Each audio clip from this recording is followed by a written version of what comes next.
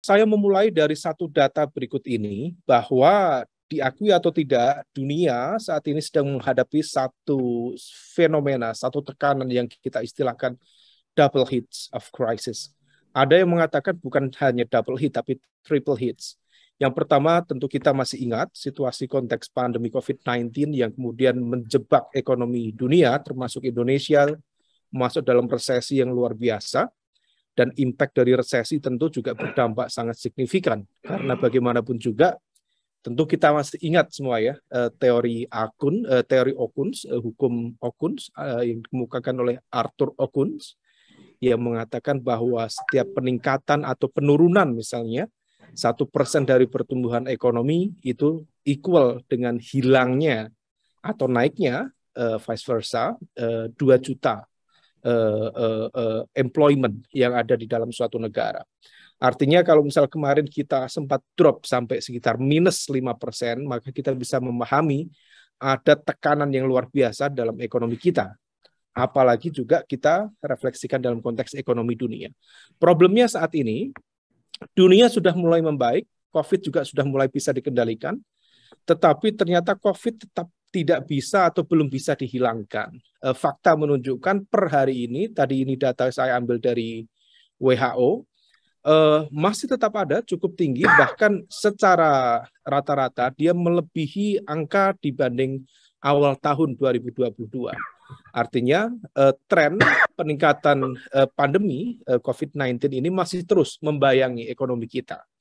Nah, ketika kemudian situasi ekonomi dunia sedang melakukan recovery, ada situasi yang kemudian seringkali kita anggap sebagai sesuatu yang unpredictable.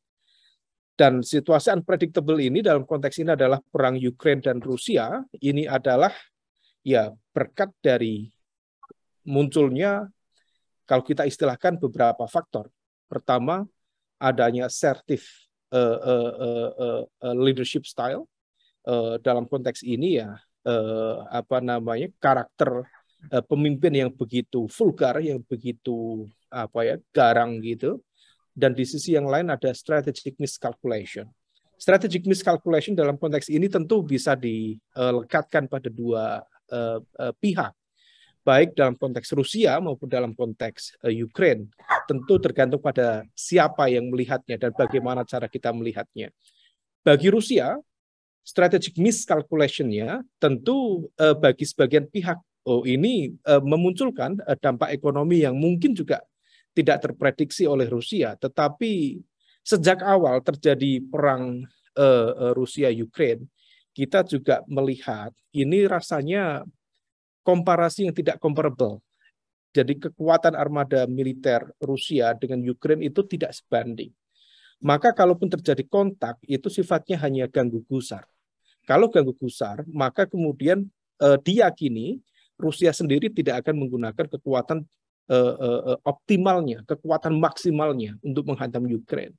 Nah, kalau misal kemudian tidak digunakan kekuatan yang optimal, maka besar kemungkinan atau patut diduga di fase awal dulu, serangan yang dilakukan itu relatif cukup lama.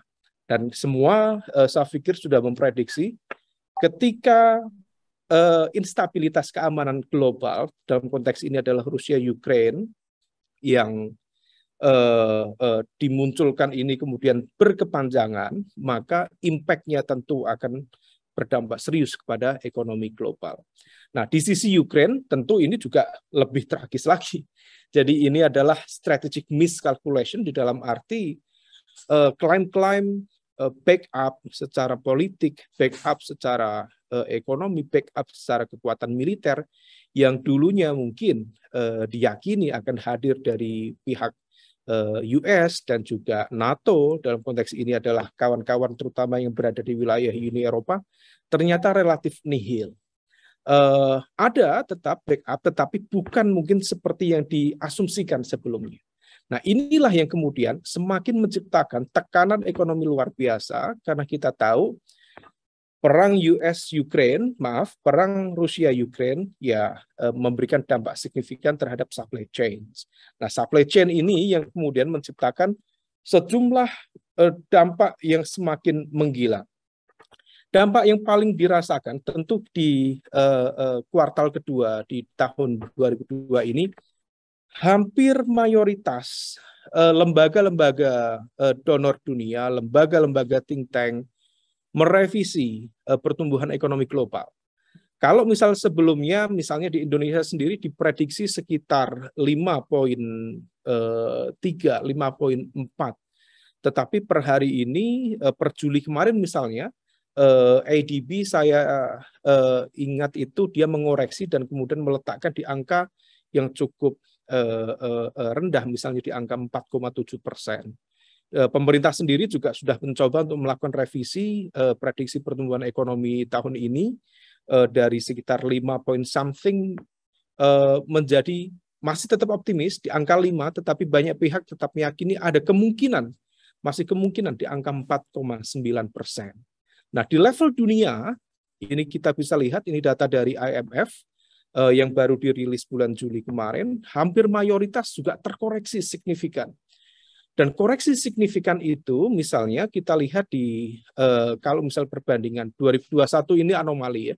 Karena dia angka lompatan karena dibandingkan dengan tahun sebelumnya di 2020 yang ekonomi dunia sedang turun cukup drastis. Tetapi recovery-nya kemudian tidak seperti yang diekspektasikan. Itulah yang kemudian menjadi problem.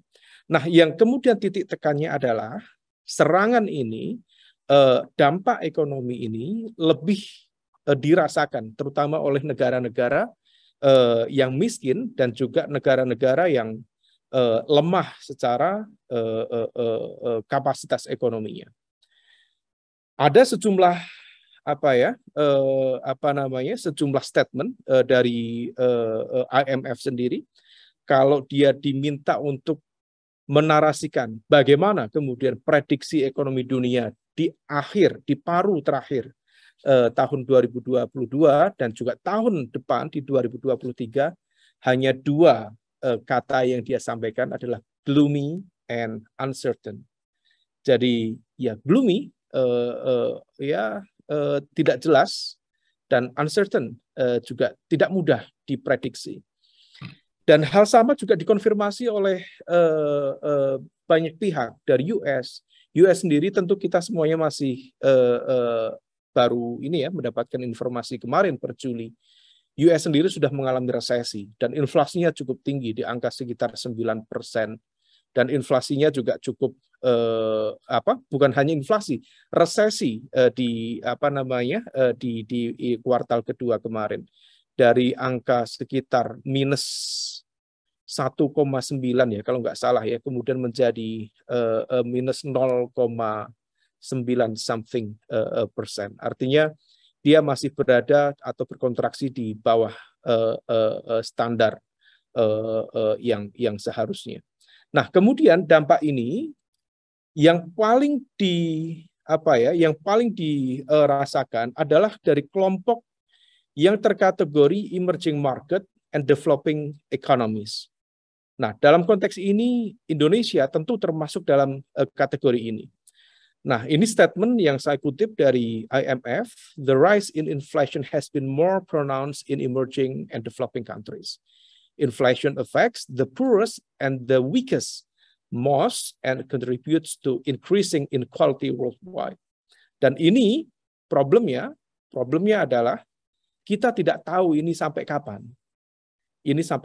Apakah kemudian akan terjadi rekonsiliasi secara cepat antara Rusia dan Ukraina sehingga supply chain yang menciptakan kontraksi perdagangan dunia itu kemudian bisa dibuka secara perlahan, ataukah justru mengalami pelebaran kontraksi ekonomi itu sendiri dan dampak dari perang yang tidak syarat dengan ketidakpastian itu.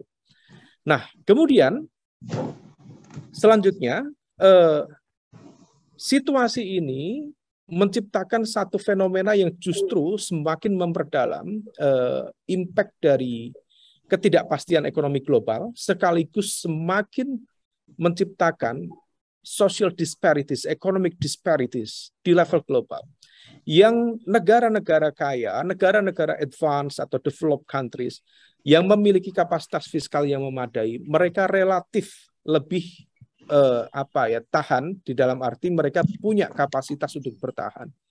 Tetapi negara-negara yang tidak memiliki kapasitas fiskal memadai, mereka praktis relatif powerless. Inilah yang kemudian menciptakan model pertumbuhan ekonomi di level global yang berbentuk K-shape atau berbentuk K itu bukan kemudian semakin menyatu trennya. Dalam konteks ini adalah gap pertumbuhan ekonomi antara advanced economies dan juga emerging market dan juga low income developing countries, tetapi justru disparitas itu semakin lebar. Nah, hal ini dikonfirmasi oleh data dari IMF, dari World Bank juga, dari ADB, yang kemudian kita belum tahu. Problemnya adalah uncertainties. Jadi faktor yang menciptakan gloomy prediction, gloomy situation adalah uncertainties. Sampai pada level mana ketidakpastian ini akan berlanjut. Nah, oleh karena itu kita menjelang G20, memang sebaiknya narasi yang dibangun adalah narasi kebersamaan. Maka kalau misal kemudian masing-masing kekuatan, terutama dari Baratnya diwakili oleh US, kemudian Uni Eropa, dengan yang kelompok timur, katakanlah kalau kita mengacu pada narasi perang dingin dulu ya, Rusia dan juga China masih terus bersitegang, maka impact-nya bukan hanya pada negara-negara mereka, tetapi ekonomi dunia secara general. Nah, kemudian bagaimana impact-nya pada Indonesia? Tadi saya sampaikan Indonesia relatif, kalau misal dari segi angka, relatif tidak separah memang negara-negara yang lain ya. Tetapi kalau misal kita lihat lebih detail, tentu kita melihat dari kapasitas ekonomi negara kita. Kalau dari segi angka, dari aspek tren, domestic demand relatif mengalami kenaikan cukup progresif ya. Konteksnya pasca pandemi, tetapi kemudian demand domestik ini harus kita lihat juga bagaimana impact yang lainnya. Commodity price meningkat, tapi ingat commodity price ini juga sangat dipengaruhi oleh faktor eksternal. Artinya apa? Kalau misal kapasitas seperti CPO nanti akan dijelaskan secara detail dan komprehensif dan kafah oleh Mas Tovan, tentu itu baik untuk ekonomi Indonesia untuk mengekspor. Tetapi daya serap ekonomi global dan juga angka harga yang tinggi itu bukan ditentukan oleh internal kita, tetapi ditentukan oleh termasuk oleh permintaan dari pasar global. Artinya apa? Kalau ketidakpastian akibat instabilitas keamanan global masih terus berlanjut, maka impact-nya juga tidak produktif bagi Indonesia. Nah, belum lagi ini high inflation. Inflasi kalau kita lihat per hari ini sudah mulai merangkak naik. Ini di tahun ini saya pikir sekitar nanti Mas Faisal pasti akan bisa menjelaskan secara lebih detail itu. Di angka sekitar 4%-an, hampir 4 atau bahkan sudah sekitar 4%. Kalau misal diprediksi tahun ini sekitar 4%.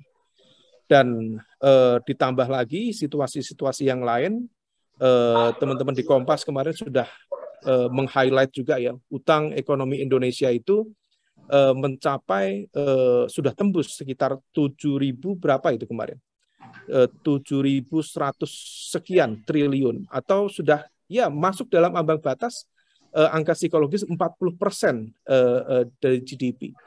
Nah, kalau misal kemudian kita cermati lebih detail, apakah itu oke? Sebagian teman mungkin mengatakan kita masih oke, karena di Undang-Undang Keuangan Negara itu kita masih ditoleransi untuk memiliki hutang luar negeri itu sampai 60%. Tetapi ingat, penentunya bukan angka besaran itu, tetapi bagaimana kapasitas ekonomi Indonesia untuk mengembalikan, jadi kemampuan untuk membayar, to pay back.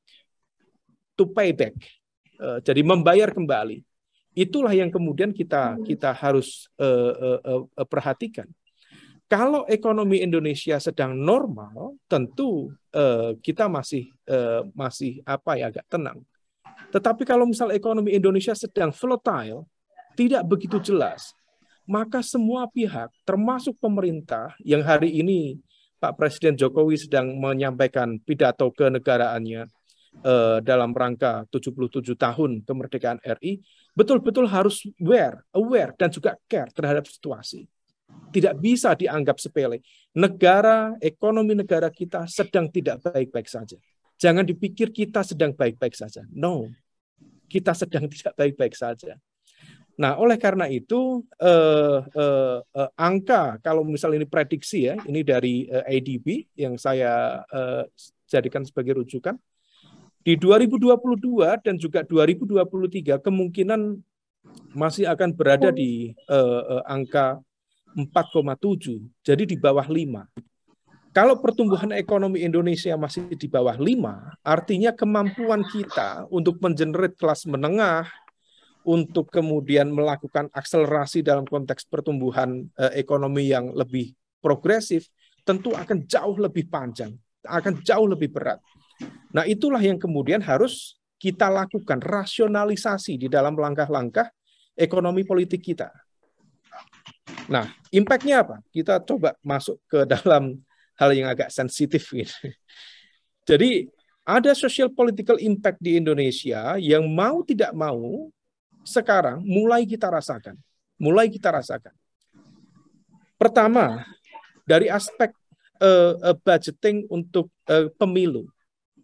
Teman-teman di KPU itu juga antara optimis tetapi juga agak pesimis. Kenapa pesimis? Tentu mereka masih memiliki ruang untuk melakukan persiapan menuju pemilu 2024.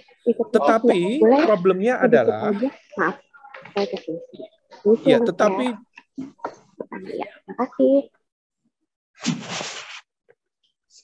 Oke, saya lanjut. Tetapi problemnya adalah dana itu belum cair per hari ini. Padahal verifikasi parpol kemarin sudah ditutup. Artinya apa? Proses tahapan-tahapan pemilu sudah dimulai, tetapi pencairan dana itu masih bermasalah di sana. Dan ini tentu kita juga bertanya, kenapa? Tentu ini berkaitan dengan konteks kondisi keuangan negara. Belum lagi kemudian kita dari situasi tadi, situasi ketidakpastian ekonomi global, kemudian kapasitas Indonesia yang juga semakin tertekan, kita juga dibayangi oleh stagflasi. Apa itu stagflasi? Kalau bahasa Mas Adrian itu stagflasi itu situasi di dalam suatu negara di mana pertumbuhan ekonomi suatu negara itu tidak terlalu tinggi, tetapi inflasinya semakin meningkat atau semakin tinggi. Jadi stagnan pada level pertumbuhan ekonomi, tetapi diikuti atau dibayangi dengan inflasi yang tinggi. Dan ini impact-nya bisa kemana-mana. Nah, oleh karena itu berita-berita ini mungkin sudah mulai kita rasakan. Saya itu, Mas Adrian, 2 hari lalu ngisi solar mobil saya. Seminggu nggak dapat solar, luar biasa. Seminggu tidak dapat solar. Padahal saya tinggal di Bogor. Saya cari di Jakarta tidak ada solar. Jangankan solar, Dexlight tidak ada. Akhirnya ngisi dengan Pertadex, Pertamina Dex, yang harganya 4 kali lipat dibanding solar. Jadi begitu kemudian sudah full tank, berapa bayar? 1 juta. Oh, itu sebuah surprise something. Padahal biasanya hanya berapa, tapi ini 4 kali lipat, luar biasa. Kemudian stagflasi membayangi kita. Kemudian kebijakan fiskal, bukan kebijakan ya, kapasitas fiskal kita juga semakin terbatas, diakui atau tidak. Kalau misal kemudian sekarang rupiah masih terus masih bertahan, tentu karena BI juga mengawasi itu, terus bakar uang untuk mengamankan nilai rupiah. Pertanyaannya masih sama dengan tadi, sampai kapan? Mau sampai kapan? Nah, problemnya saya bisa memahami situasi pemerintah. Kalau kemudian tetap mempertahankan hal ini, mempertahankan subsidi, mempertahankan beban ini, pertanyaan sampai kapan? Masih belum jelas. Rusia dan Ukraina juga belum jelas mau kapan rekonsiliasi, kapan perang akan selesai. Tetapi kalau misal dirilis beban itu kepada masyarakat, ini wacana sudah mulai menguat, Pertalite kabarnya akan naik 10.000, solar juga kabarnya akan naik sekian persen, dan kemudian sejumlah komoditas juga akan naik. Problemnya kemudian kalau misalnya dinaikkan, inflasi akan semakin tinggi. Ini info dari sejumlah teman-teman media mensimulasikan misalnya, kalau misal Pertalite misalnya dinaikkan menjadi 10.000, maka inflasi bisa terkerek menjadi 7-8%. Ini angka yang sangat luar biasa. Ini Pertalite. Bagaimana dengan solar? Yang hubungannya dengan dunia usaha, kaum nelayan, termasuk juga sektor pertanian yang juga membutuhkan diesel dan lain sebagainya, tentu impact-nya bisa kemana-mana. Nah, efek domino inilah yang kemudian harus dihitung betul. Harus dihitung betul. Nah, oleh karena itu, yang bisa dilakukan, saya menyarankan pemerintah sebaiknya dalam konteks situasi seperti ini, maka bersikaplah konservatif lebih dulu. Maka lakukan rasionalisasi terhadap langkah-langkah yang sekiranya tidak urgent dan tidak mendesak dan mungkin sesuai kebutuhan kita, tetapi bukan saat ini. Nah, dalam konteks ini sebagai contoh yang paling gampang lah, misalnya pembangunan IKN. Tadi dalam pidato kenegaraan Pak Presiden disampaikan IKN akan tetap jalan. To some extent ini menciptakan dilema, mendorong IKN tetap jalan, seolah-olah itu kemudian di-backup dengan narasi nasionalisme. Tentu kita nasionalis semua. Tetapi di dalam situasi ekonomi seperti ini menjadi agak problematik bagi kita untuk kemudian tetap memaksakan diri, mendorong sebuah kebijakan yang to some extent ini juga bisa membahayakan ekonomi rakyat secara general. Ekonomi kita kalau sudah siap, tentu kita dorong bersama-sama. Tetapi kalau belum siap, maka darul mafasid muqaddimun ala jalbil masoleh itu kaidah usul fikih yang kemudian kita diminta untuk mengedepankan sesuatu yang lebih baik kemaslahatannya daripada yang mungkin ya oke, tetapi bisa menghadirkan sebuah kemudaratan yang lebih besar. Itu yang diutamakan. Nah, maka lakukan rasionalisasi itu dan bersikaplah konservatif lebih dulu. Kalau ekonomi dunia membaik, kemudian fondasi ekonomi negara juga membaik, maka kita bisa melakukan memiliki ruang gerak untuk melakukan langkah-langkah progresif. Kalau ini terus dilakukan, maka saya meyakini pemerintahan ke depan di 2024 nanti, hasil dari pemilu dan Pilpres 2024 akan semakin memiliki ruang gerak yang sangat terbatas.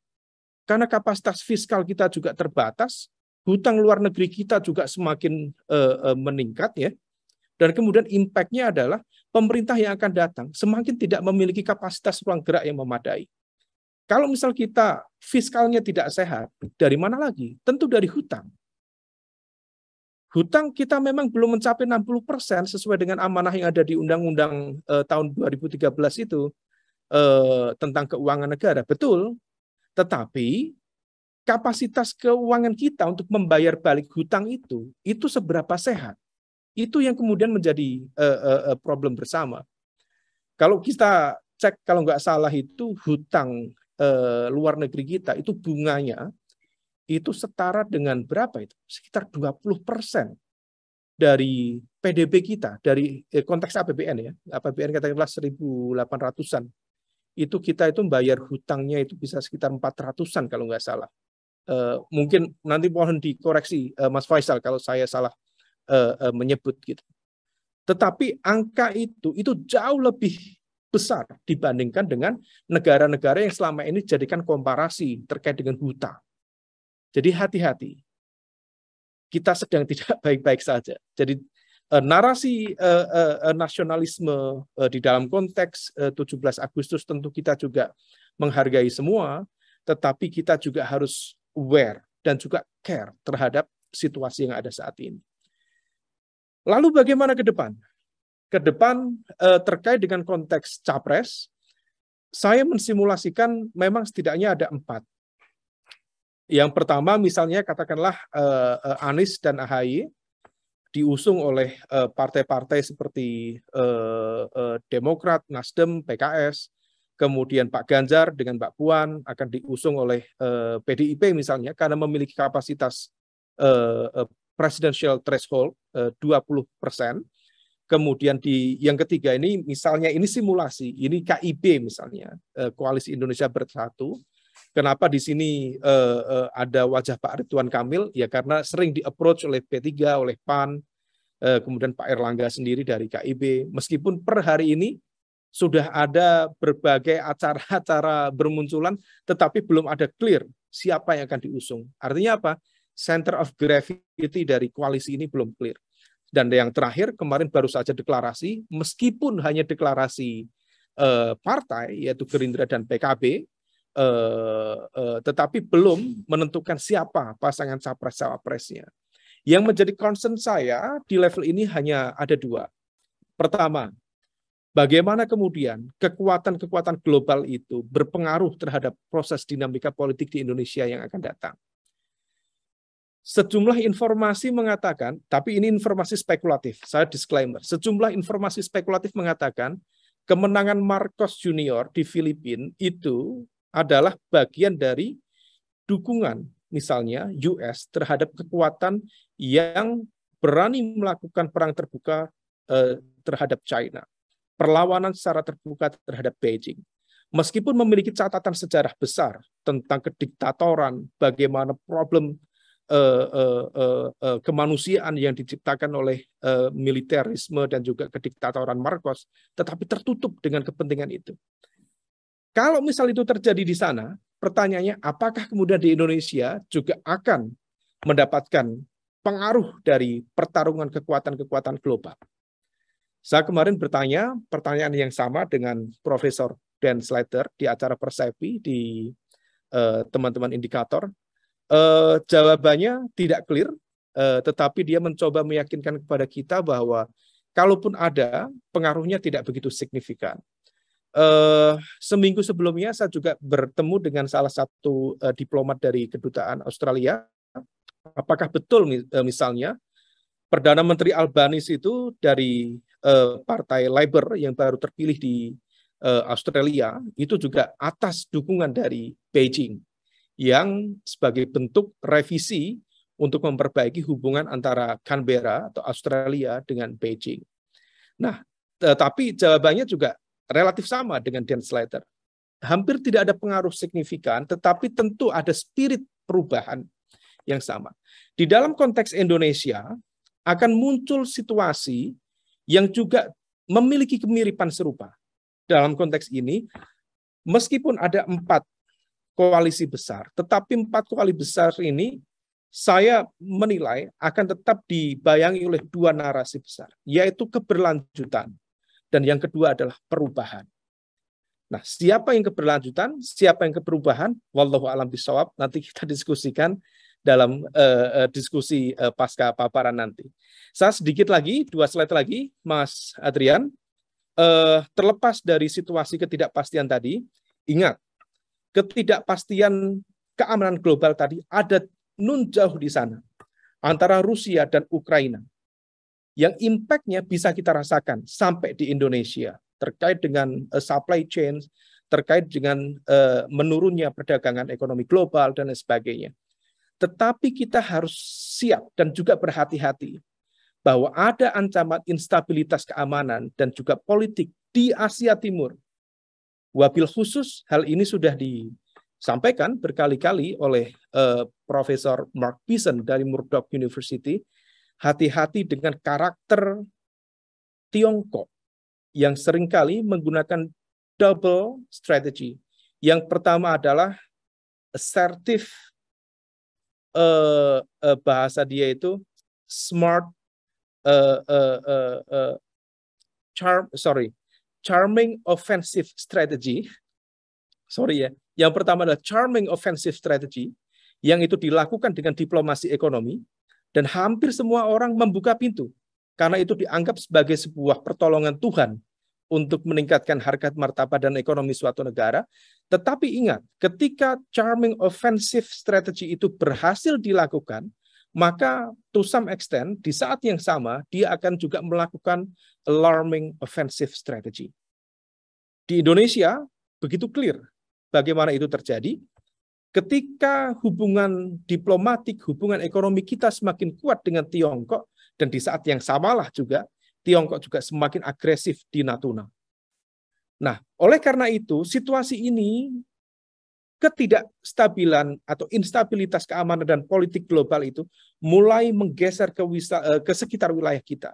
Beberapa waktu lalu, pemimpin dari armada tempur, armada militer Amerika, Jenderal Mark Milley, mencoba mengingatkan Indonesia bahwa hati-hati, ada kenaikan signifikan dari agresivitas militer China di wilayah Laut Cina Selatan yang semakin kuat. Dan kemudian kita juga per tahun lalu juga mengikuti ada dinamika tertentu terkait dengan AUKUS, yaitu Fakta Pertahanan antara Australia, US, dan United Kingdom. Nah, situasi ini meletakkan Indonesia semakin vulnerable karena kita berada di tengah. Dan bisa saja kemudian jika itu terjadi, sama dengan Ukraine, kita tidak pernah tahun 2020 berpikir akan terjadi perang. Ternyata terjadi. Kenapa? Strategic miscalculation dan kemudian hadirnya pemimpin yang erratik, yang juga asertif. Nah, kalau misal kemudian di China dan juga lingkungan sekitarnya, termasuk dengan Taiwan, kemudian terjadi pergolakan, maka impact ekonominya akan semakin berdampak serius terhadap fondasi ekonomi di Indonesia. Saya pikir itu, Mas Adrian, dan ini terakhir saya tutup dengan sebuah warning dari Prime Minister, jadi former Prime Minister Kevin Rudd, mantan Perdana Menteri Australia, dalam buku terbarunya yang sekalian saya promosikan, yang berjudul The Avoidable War, The Dangers of Catastrophic Conflict Between the US and Xi Jinping's China. Apa yang disampaikan oleh Kevin Rudd memberikan warning kepada kita adalah sebuah wake up call kepada kita semuanya, bahwa situasi ketegangan di timur Asia itu berpotensi pecah at any time. Kalau di sini ada sahabat saya, ada nggak Mas Ihsan? Mas Ihsan itu salah satu peneliti PPPI yang sekarang sedang kuliah di Taiwan. Sejumlah informasi berkembang di Taiwan, konon muncul informasi bahwa China sudah menetapkan jangka untuk melakukan penguasaan terhadap Taiwan. Cina melakukan atau menetapkan target untuk menguasai Taiwan konon sebelum tahun 2030, tepatnya selambat-lambatnya tahun 2027. Artinya apa? Masih ada sekitar 5 tahun lagi. Proses itu, eskalasi itu akan semakin diperkuat, dan kita tentu tidak tahu, wallahu alam, mana yang lebih besar pengaruhnya. Tetapi kalau misal kemudian itu terjadi, dan tren global menunjukkan hal itu memungkinkan terjadi, Amerika sendiri juga mencoba untuk melakukan langkah-langkah yang lebih rasional. Hal itu ditunjukkan dengan tidak ikut sertanya US di dalam konteks pembelaan secara terbuka kepada Ukraine, kemudian US meninggalkan Afghanistan dan diberikan kepada Taliban. Artinya apa? Rasionalisasi kebijakan politik luar negerinya diakibatkan oleh situasi ekonomi di dalam negeri, dan itu membuat kekuatan lawan menjadi semakin kuat. Oleh karena itu, the last but not least, instabilitas keamanan global yang lebih dekat dengan Indonesia sedang membayang-bayangi kekuatan ekonomi dan politik kita. Saya berharap nama-nama yang ada di sini tadi betul-betul care dan aware dengan situasi ini.